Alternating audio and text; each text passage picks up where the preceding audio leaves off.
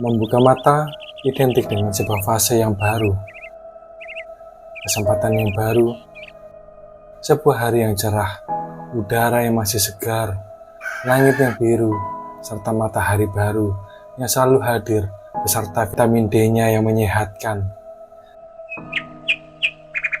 Tapi semua hal itu tidak berlaku tepat di detik ini jika orang itu adalah Simon.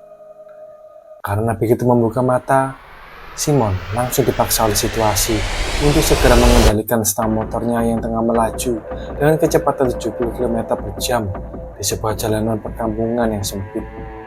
Otaknya dipacu berpikir cepat saat dia harus menghadapi seekor kucing hitam yang mendadak memotong jalannya, lalu balik lagi karena tidak jadi nyebrang yang hanya berjarak 3 meter di depannya. Benar-benar berbahaya. Namun, memang untuk mendapatkan bagian termanis dalam alur hidup yang selalu naik dan turun, kadang hal itu harus dibayar dengan perjuangan yang sedikit lebih berat, seperti dengan risiko keselamatan jiwa salah satu contohnya. Itulah hikmah yang Simon paksa untuk muncul ketika roh energi kenangan Axel memperlihatkan sosok Feli, seorang gadis yang cantik yang adalah pacar Axel semasa ia hidup. Seperti semudah melompati ruang dan waktu, roh energi kenangan Axel menempatkan Simon dalam situasi serta setting kondisi ini dengan asal dan semena-mena. Karena memang apapun aksi yang terjadi di dalam visual riwayat semasa hidup Axel ini, baik yang terubah atau yang asli, tetap tidak akan mempengaruhi hasil akhirnya, yaitu kematian dari sang pemilik kenangan hidup. Sebagai seorang pria yang bertipe pendendam, di pinggir jalan, Simon dan si kucing hitam terus saling bertatapan. Dalam hati keduanya, mereka sama-sama merasakan panasnya amarah yang membara. Tapi kemudian, diawali oleh si kucing, mereka berdua akhirnya sama-sama memilih move on dan melanjutkan perjalanan mereka kembali, karena masing-masing merasa tidak level untuk meladeni satu sama lain. Dan ketika Simon masih sedikit menoleh untuk sekedar mengecek, si kucing hitam berjalan lurus, tetap tidak jadi menyeberang karena ia sudah memiliki tujuan baru lainnya yang random. Simon berusaha memendam rasa geram di hatinya sambil menghela nafas yang panjang, mencerna situasi serta mencoba beradaptasi. Simon mencoba menggerakkan tangannya. Tampaknya ia tetap masih bisa bergerak sesuai kehendaknya sendiri, sama seperti saat bersitegang dengan arwah paman Axel di video yang lalu. Di situasi ini, Simon sedang merasuk ke dalam raga Axel sebagai wadah sementara selagi arwah energi kenangan Axel menunjukkan semua kisah atau informasi yang arwah Axel ingin agar Simon mengetahuinya. Jadi, sesekali ia bisa bergerak sesuka hatinya, tapi juga sebagian besar kali tubuhnya bergerak sendiri sesuai alur cerita hidup Axel yang sudah selesai terjadi di masa lalu. Nampaknya di dalam visual di dimensi ini yang berlaku adalah kehendak siapa yang paling besar kekuatannya untuk bisa mengontrol tubuh Axel di sekian waktu yang tertentu. Sekarang tubuh Simon bergerak sendiri secara otomatis melanjutkan mengendarai motornya menuju ke rumah Feli. Entah apa lagi yang diingini oleh arwah Axel kali ini. Sejak di video-video yang sebelumnya, permintaan-permintaan tidak jelas seperti ini terus saja datang. Walau memang tanpa ancaman serta paksaan, tapi sebuah permintaan dari sesosok entitas yang tak kasat mata yang tidak berhenti mencengkram Simon untuk tetap berada di dalam ruang dominasinya, yang seakan tidak mau mendengar penolakan serta keengganan Simon untuk tetap berada di dimensi ini. Ini adalah sebuah situasi yang pada akhirnya tetap memberi sebuah perasaan seperti terancam.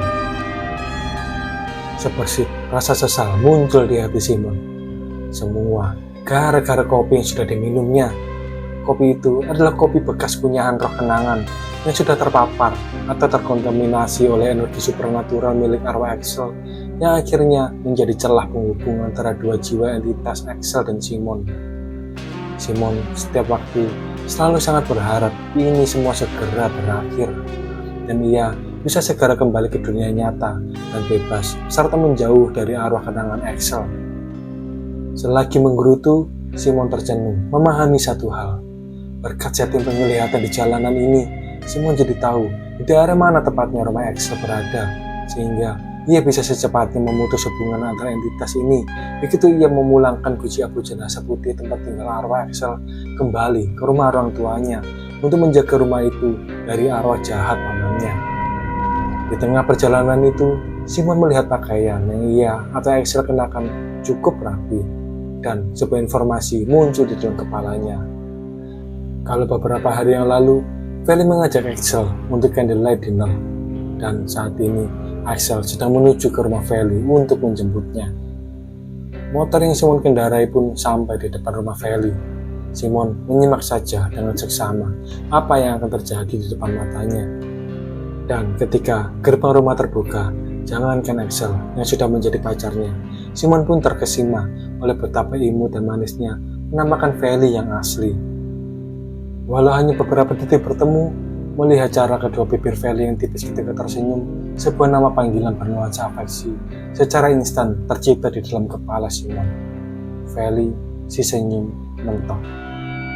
Panggilan itu bagikan sebuah mahakarya yang tercipta hasil kombinasi dari saling tarik-menariknya antar titik-titik variabel dari pola pikir, pengalaman hidup, berbagai kisah yang sudah didengar, serta fantasi dari dirinya sendiri. Sehingga terciptalah sebuah panggilan yang memang beraroma afeksi, namun juga memiliki unsur yang bervibrasi buruk di dalamnya yang terasa jelas terutama saat didengarkan oleh telinga. Memang sulit untuk dimengerti bagaimana bisa pilihan kata seperti itu terpikirkan oleh Simon. Tapi ya itulah yang sudah terjadi. Axel dan Simon saat itu sepertinya juga bingung karena Feli berkata agar motornya dimasukkan saja ke teras. Juga tampaknya Feli masih belum siap karena masih hanya mengenakan pakaian rumah saja. Perasaan kejut mengalir di dalam dada Simon. Apakah Feli tidak mau berangkat ke restoran dengan motornya dan memilih berangkat dengan mobil miliknya? Pertanyaan itu tertahan karena Simon merasakan hangat dan lembutnya tangan Feli ketika ia menggandeng tangan Simon atau yang sebenarnya adalah tangan milik Axel. Simon juga spontan ikut membalas senyuman manis Feli yang ramah dan penuh dengan muatan energi kasih sayang yang sangat kuat, yang mampu menggetarkan hatinya yang sudah sangat kaku karena sudah lama tidak bergetar. Walau ia tahu yang Feli lihat bukanlah wajahnya, tapi sebenarnya adalah wajah dari Axel. Baru sekarang Simon bisa mensyukuri bisa berada dalam satu raga dengan Axel. Kini Simon tampaknya tidak jadi menyesal, dan ia ikhlas kalau sekat yang terus berdiri dengan tegas di dalam benaknya yang menegaskan batas antara aku dan dia, yaitu Simon dan Axel, sekarang fusion dan berubah menjadi kami. Genggaman tangan Feli tidak terlepas ketika kami, yaitu mereka bertiga, sudah sampai di ruang tamu. Feli terus menggenggam tangan Simon dan Axel melewati ruang keluarga, ruang dapur, hingga sampai di halaman belakang rumahnya. Di samping kolam ikan, di atas rumputan yang hijau, ternyata sudah tersedia sebuah meja dan dua buah kursi yang ditata saling berhadapan. Feli mempersilahkan Simon dan Axel untuk duduk. Simon seperti semakin mengklaim posisi dirinya yang penting saat ini, walau pemeran utama yang sebenarnya adalah Axel. Feli lalu berpamitan sebentar untuk berganti pakaian. Simon mengangguk saja. Takluk pada sikapnya yang baginya pribadi sangat cukup mampu meluluhkan perasaannya. Simon jadi melupakan pertanyaan yang seharusnya bersuara kritis di dalam pikirannya, seperti kenapa candlelight dinnernya di rumah Feli? Apa benar gadis secantik dan semakmur Feli sedang melakukan penghematan seperti ini? Simon yakin Axel juga pasti mempertanyakannya dulu sewaktu ia masih hidup. Tapi lagi pula, dengan caranya tersenyum, kepolosannya juga termaafkan. Karena kalau memang candlelight dinnernya di rumah, seharusnya ini adalah momen yang spesial. Jadi seharusnya Feli sudah tampil memukau sejak pertama kali bertemu di gerbang rumah.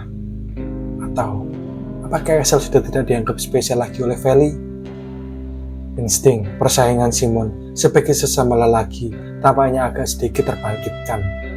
Ia lupa bahwa tanpa persaingan pun keberadaannya saat ini di tempat ini memiliki hubungan dengan permintaan arwah Axel yang berikutnya. Saat ini Axel dan Simon di dalam raga yang sama sedang celengukan melihat ke kanan dan ke kiri. Rumah ini tampak sepi, tidak ada mama papa Feli, tidak ada kakak, juga tidak ada adiknya. Hanya asisten rumah tangganya yang tampak sibuk sendiri di dapur. Dari jendela di lantai atas, Simon bisa melihat siluet bayangan Feli di gorden berlalu lalang, membuka pintu lemari, melepas pakaiannya, dan mencoba beberapa baju. Kemudian terdengar pintu kamar ditutup, disusul langkah kakinya yang menuruni anak tangga. Jantung Simon dan Axel berdebar, menantikan apa yang selanjutnya akan mereka lihat. Dan mereka berdua sama-sama setuju akan betapa memukaunya pemandangan yang mereka berdua saksikan di depan mereka saat ini. Menghadapi hal ini secara logika, seharusnya Axel lebih kebal karena sudah lama menjadi pacarnya. Tapi secara perasaan, faktanya, ia tetap saja takluk walau sudah banyak kali mengalami situasi yang serupa seperti ini, apalagi jika hal itu dibandingkan dengan Simon. Begitu Feli duduk, lilin kemudian dinyalakan dan satu persatu hidangan dikeluarkan. Aura kecantikan Feli yang berbaur dengan cahaya kemasan dari lilin benar-benar sangat menghangatkan suasana di malam ini. Dan Simon juga semakin bahagia karena ia akhirnya mendapatkan sebuah adegan makan juga. Terlebih, ini adalah candlelight dinner pertama di hidupnya yang gersang bersama seorang wanita yang sangat ia kagumi kecantikannya, walaupun ia hanya sebagai penumpang sementara di raga Axel, alias semua ini tidaklah nyata untuk dirinya. Candlelight dinner itu dipenuhi dengan cerita, impian, pengandai-andaian, juga gelak tawa dari mereka bertiga. Simon semakin merasa posisi dirinya sangat penting, walau sebenarnya justru tidak penting-penting amat. Lalu Simon sedikit demi sedikit mulai merasakan tanda-tanda kehadiran Mama Papa Feli di ruang keluarga, sedang menyalakan TV yang bisa terlihat dari meja mereka bertiga.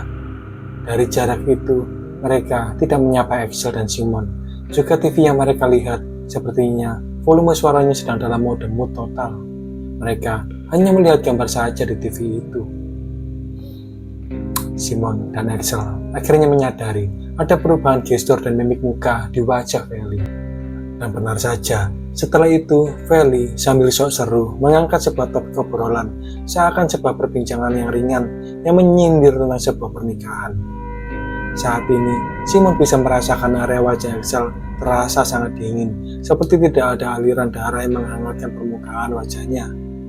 Ini adalah topik yang paling dihindari oleh Axel selama ini, tapi justru terjadi di saat ini.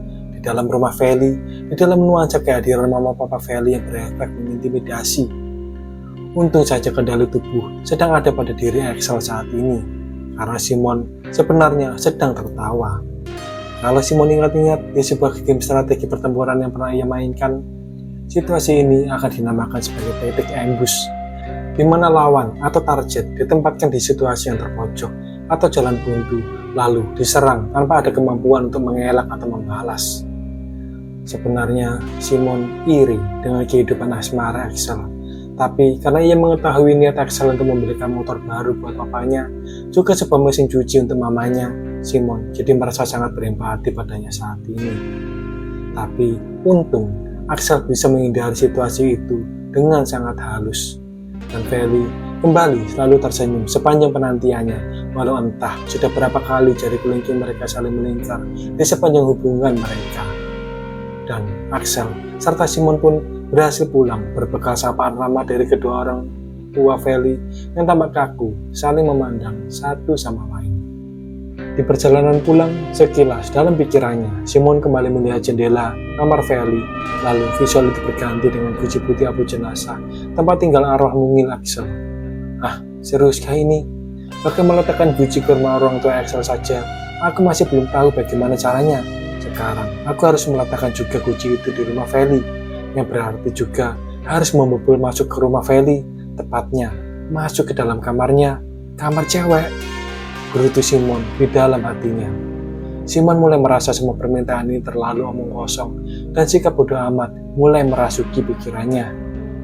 Setelah beberapa saat berkendara, Simon berhenti di depan lampu merah di sebuah perempatan, dan ia merasakan seperti sebuah dentuman di dalam dadanya, bersamaan dengan momentum saat kepalanya berputar menoleh sendiri dan menatap lekat-lekat ke arah sebuah videotron yang menampilkan seorang pria berkepala botak membawa kotak kardus dengan kedua tangannya yang bertuliskan TNT di tengahnya.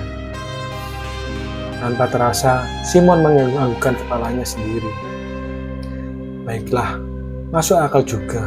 Karena sebenarnya aku juga sudah tahu alamat rumah Axel, juga Feli. Baiklah, aku akan membantu mengirimkan kuncinya melalui jasa kurir itu, kata Simon dalam hati. Walau masih ada secerca pertanyaan yang samar tidak jelas di benaknya, tapi ia tidak memodulikannya. Sekarang, setelah permintaan Axel lengkap hadir bersamaan juga dengan solusinya, Simon berharap Axel akan segera mengembalikannya ke dunia nyata untuk bisa segera membantu mengirim kuncinya dan semua situasi ini akhirnya berakhir. Tapi, satu kalimat lagi muncul di dalam kepala Simon. Jaga Feli, untukku. Lalu lintas dan semua yang ada di sekitar diri Simon mendadak seperti hening mendengar permintaan itu. Sebuah perasaan yang kejut serta ngilu muncul di dalam dada Simon, karena permintaan itu bukanlah hal yang sederhana dan tidak semudah seperti saat mengutarakannya. Kata itu terisi dengan sebuah komitmen yang serius, tidak sama dengan permainan taksir-taksiran atau sebuah permainan asmara yang receh. Itu sesuatu yang kompleks, yang menyangkut semua pemahaman serta seluruh pengalaman hidup Simon di masa lalu dalam isu asmara yang berakhir tidak terlalu baik. Menjaga berarti harus diawali dengan pendekatan lebih dulu kan? Dan dalam pengalaman Simon, hal itu selalu dikendalikan oleh sebuah protokoler berlebihan yang selalu dibuat besar, sulit, serta alot hanya untuk memuaskan ego kekanak-kanakan di satu pihak, seolah-olah seperti di dalam sebuah film drama. Simon tidak mau lagi tampak mengemis atau menjilat, juga merayu. Simon tidak mau lagi hanya menjadi satu-satunya pihak yang harus merasa beruntung karena mendapatkan seseorang. Karena baginya, dalam sebuah hubungan yang dewasa, kedua pihak harus sama-sama merasa beruntung, seimbang, sama-sama menghargai value dalam diri satu sama lain. Simon tidak ingin lagi merasakan sakit hati karena kehilangan gara-gara seorang wanita yang melihat dirinya sendiri bagaikan sebuah komoditas yang boleh didapatkan oleh siapapun asal orang itu bermanuver cepat dan giat.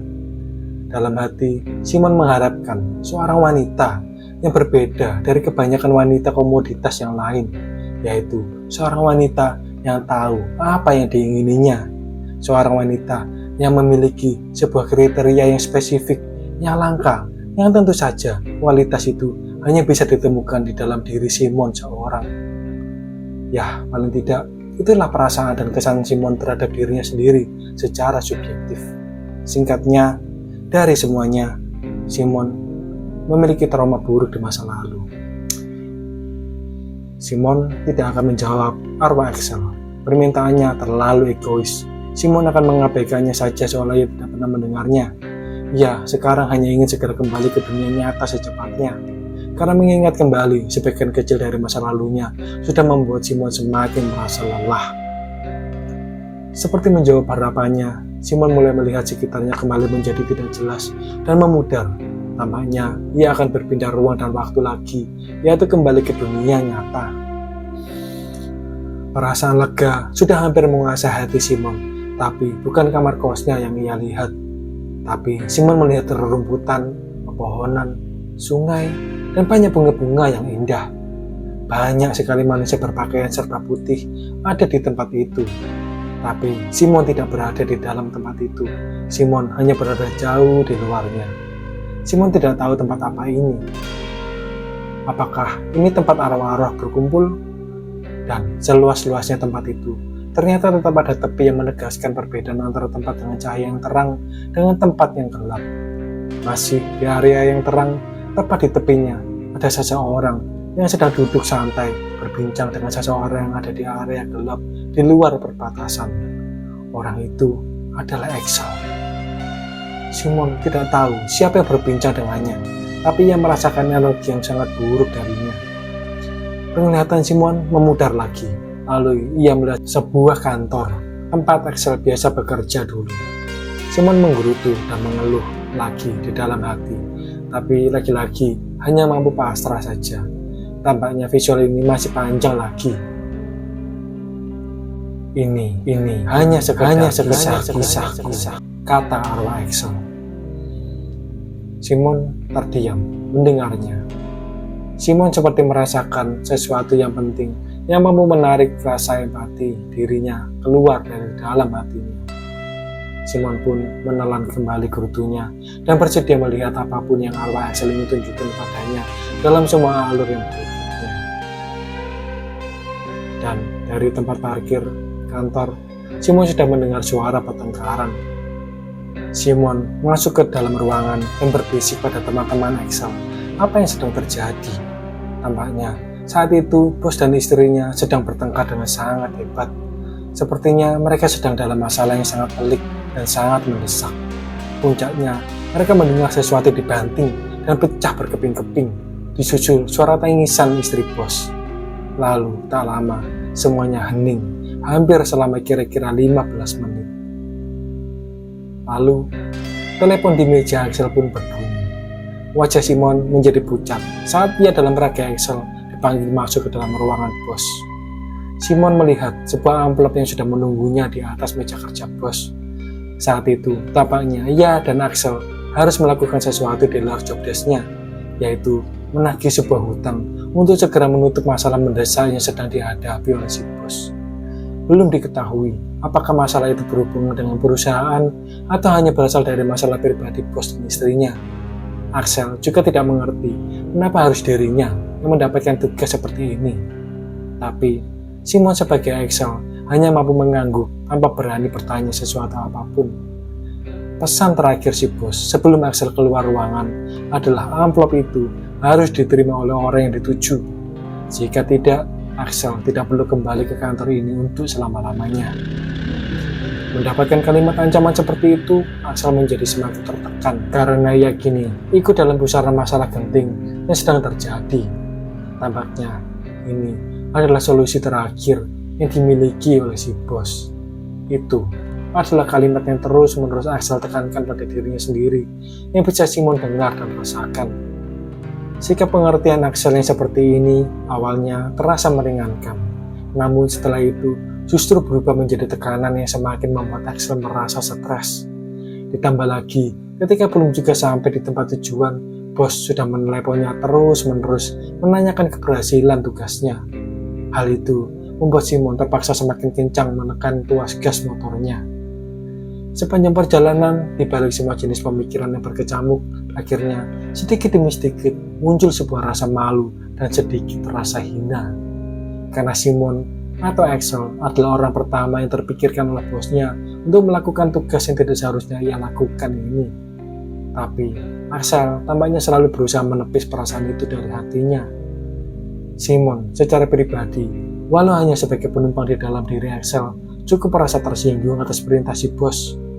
Seringkali, orang-orang di posisi seperti itu kurang bisa menghargai, juga sering menggampangkan orang-orang yang berada di level di bawah mereka.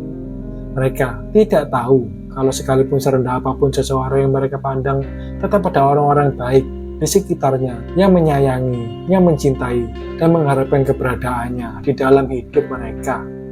Dan ini adalah realita hidup yang selalu membuat Simon merasa muak. Ya, sikap bosi yang arogan, seakan-akan mereka semua setara dengan Tuhan. Kira-kira setengah jam, Simon sudah mengendarai motor. Akhirnya tiba juga di alamat yang dituju. Rupanya, itu adalah sebuah kantor perusahaan jasa keuangan. Sejak memasuki area ruko hingga di tempat parkir, beberapa pria berwajah garang, berpakaian preman, terus memelototi Axel, seakan Axel adalah seorang kriminal yang bisa diperlakukan dengan kasar dan sesuka hati mereka. Cukup melihat sekilas, Simon sudah bisa mengetahui kalau mereka adalah orang-orang yang biasa menagih ke tempat nasabah kalau ada pembayaran yang terlambat. Simon punya firasat kuat kalau tugas ini tidaklah akan berjalan lancar.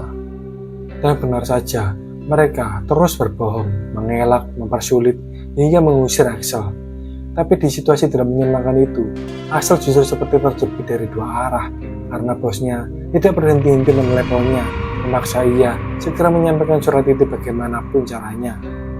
Karena bingung harus bagaimana, Axel memutuskan memarkir dulu motornya agak jauh, mendekati jalan raya, sambil melihat situasi. Mungkin saja orang yang dituju tiba-tiba keluar, walau ia juga tidak tahu seperti apa rupanya. Beberapa jam berlalu. Setelah beberapa kali diusir dan tidak juga pergi, Orang-orang gareng itu tampaknya mulai risih. Mereka berjalan pura-pura santai mendekati Axel, lalu mendadak menghajarnya bergiliran sambil meneriakkan kata-kata umpatan. Di antara beberapa pukulan dalam beberapa level kekuatan, ada yang benar-benar sangat telak mendarat di belakang kepala Axel. Tubuhnya pun tampak akan ambruk ke atas aspal yang keras, kotor, juga panas.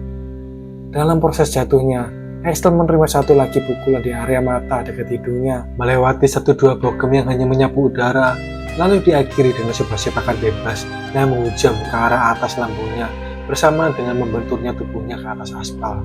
Karena telah merasa puas, mereka meninggalkan Axel begitu saja dengan santai, seperti tidak ada rasa tanggung jawab dan tidak ada kesalahan apapun yang sudah terjadi. Jadi, seperti inikah caramu mati? Tanya Simon pada arwah Axel. Kamu hanya menerima saja, tanpa memberi perlawanan. Dalam hati, Simon menggeleng-gelengkan kepalanya.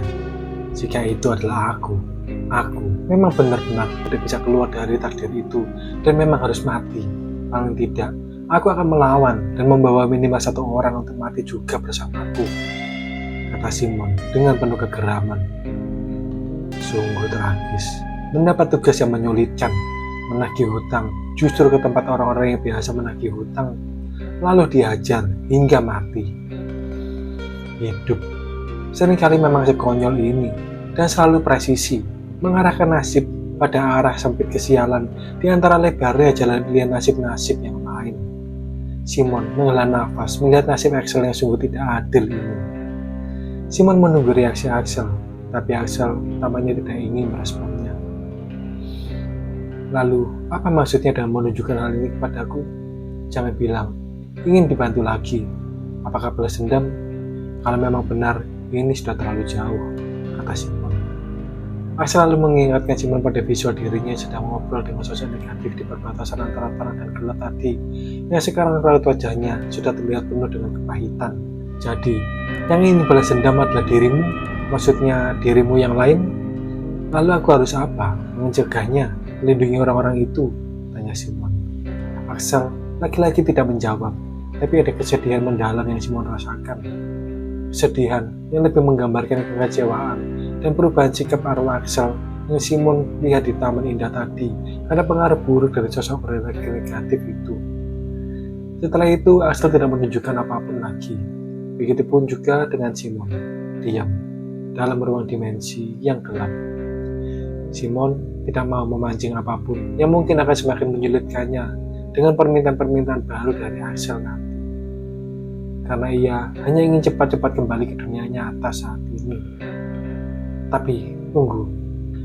Ada satu hal yang dari tadi terlewatkan oleh pikiran Simon yang akhirnya muncul juga dan membuat ia penasaran. Axel, apakah ada dua? Bagaimana bisa? Kali ini, Axel tampaknya merespon pertanyaan Simon. Perasaan sedih di dalam diri Simon berangsur-angsur hilang, bersama dengan visual yang berangsur-angsur juga berubah. Dan sekarang, Simon melihat kamar Axel lagi. Tampaknya sebentar lagi, Simon akan mendapat jawaban dari pertanyaannya. Simon merasakan kalau sekarang, ia bukan lagi sebagai sudut pandang orang yang pertama. Atau dengan kata lain, Simon sudah keluar dari raga hidup Axel. Simon dan arwah Axel yang entah ada di mana, sedang melihat pada gambaran Axel sewaktu ia masih hidup dulu. Simon melihat gerak-gerik aktivitasnya, lalu melihat ke sekeliling kamarnya, seperti ada kabut energi tipis berwarna-warni yang berasal dari tubuhnya, yang menyelimuti setiap benda yang ada, atau lebih tepatnya, benda dan semua hal yang sering tersentuh, digunakan dan terpapar oleh keberadaan Axel. Simon lalu melihat pada tangannya sendiri, untuk mengecek apakah ia juga memiliki kabut energi yang sama. Benar, memang ada, walau tipis. Lalu Simon melihat ke ruangan tengah, sebagian kecil barang-barang yang ada di situ, terutama pada kardus kopi saset, memiliki kabut yang berwarna-warni yang menyelimutinya juga. Dalam info yang muncul di dalam kepala Simon, Axel memberitahu kalau kabut energi itu tidaklah permanen. Karena setelah beberapa hari, ia akan bergerak lepas untuk kembali pulang ke tubuh hidup manusia pemiliknya. Dan ketika Axel meninggal dunia, energi yang telah tertinggal itu tidak lagi memiliki tempat baginya untuk kembali. Maka, kabut-kabut energi itu dari segala tempat, dari segala ruang, benda, dan segala sesuatu yang apapun yang pernah bersentuhan dengan keberadaan Axel semasa hidup akan saling menyatu dan membentuk satu kesatuan entitas yang berukuran kecil sesuai dengan jumlah energi yang telah ditinggalkan.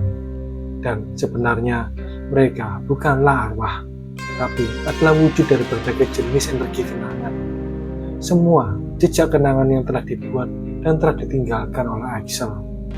Jadi, semua kenangan akan seseorang itu ada tersimpan di dalam diri mereka, dan mereka adalah kenangan itu sendiri. Dan tentang statusnya, bagaimana roh atau makhluk, entah Simon juga belum tahu apa nama atau sebutan mereka, karena ia belum pernah melihat atau mendengar keberadaan mereka selama ini. Atau mungkin saja mereka adalah sesuatu yang baru, atau bahkan sesuatu yang belum disadari, atau yang selama ini salah dipahami, atau malah selama ini tidak pernah dianggap ada keberadaannya. Tapi biar mudah, Simon tetap menyebutnya sebagai arwah atau juga roh energi kenangan. Gambaran rumah Axel yang Simon lihat sedikit demi sedikit memudar, lalu berganti menempelkan sebuah jalanan sepi di perbatasan kota. Simon melihat papa dan mama Axel berboncengan dengan motor tuanya sambil membawa sebuah kotak berisi guci putih abu jenazah Axel. Sepertinya mereka baru saja pulang dari rumah kremasi. Saat itu mendadak hujan turun dengan sangat deras, dan papa yang mengendarai motornya akan di tengah jalan bermaksud untuk menepi dan berteduh walau mereka sebenarnya sudah basah kuyup. Tapi motor tuanya kembali mogok tepat saat ada sebuah mobil yang melaju dengan kencang di belakangnya. Motor papa pun tertabrak dan keduanya terpelanting jatuh ke permukaan jalanan yang mengenang oleh air hujan yang tinggi. Dan guci putih abu jenazah Axel terlempar jauh menggelinding masuk ke dalam parit di tepi sebuah lapangan bekas sawah yang sudah lama terbengkalai. Abu jenazah Axel sebagian besar berjajaran saat penutupnya lepas, dan sebagian lagi yang masih tersisa di dalam dengan cepat larut ke dalam air hujan yang deras membanjirinya. Di kejauhan, Simon melihat papa menangis terseduh-seduh menggoyang-goyang tubuh mama yang tidak bergerak tak sadarkan diri. Saat ambulan datang untuk membawa mama, papa kebingungan melihat ke sana kemari mencari guci abu Axel. Tapi karena tidak juga menemukannya, ia terpaksa harus segera masuk ke dalam ambulans untuk cepat mengantar mama yang kondisinya sangat mengkhawatirkan. Beberapa hari berlalu. Papa berkali-kali datang kembali mencari di mana guci abu Axel tanpa adanya suatu hasil. Hingga akhirnya ia pun menyerah dan mengikhlaskannya saja. Minggu berganti bulan, dan bulan berganti tahun. Guci putih itu pun semakin tersembunyi dan menyatu dengan tanah di sekitarnya. Hingga suatu hari, ada seorang pria yang sangat rupawan yang menghentikan motornya di dekatnya untuk beristirahat. Untuk sesaat, pria itu tidak menyadarinya. Namun, sebuah aliran energi dengan warna yang sama dengan energi kenangan milik Axel datang dan menyentuh samping lengannya. Dan saat pria itu menoleh serta melihat lurus ke arah guci yang setengah tenggelam ke dalam tanah itu, di detik yang sama, alur hidupnya ke depan pun mulai berubah dan menjadi lebih rumit serta membingungkan. Dan Simon tahu kalau pria itu adalah dirinya. Setelah itu, secara halus Simon pun akhirnya tersadar kalau ia sudah kembali ke dunia nyata. Simon membuka matanya dan hari ternyata sudah pagi.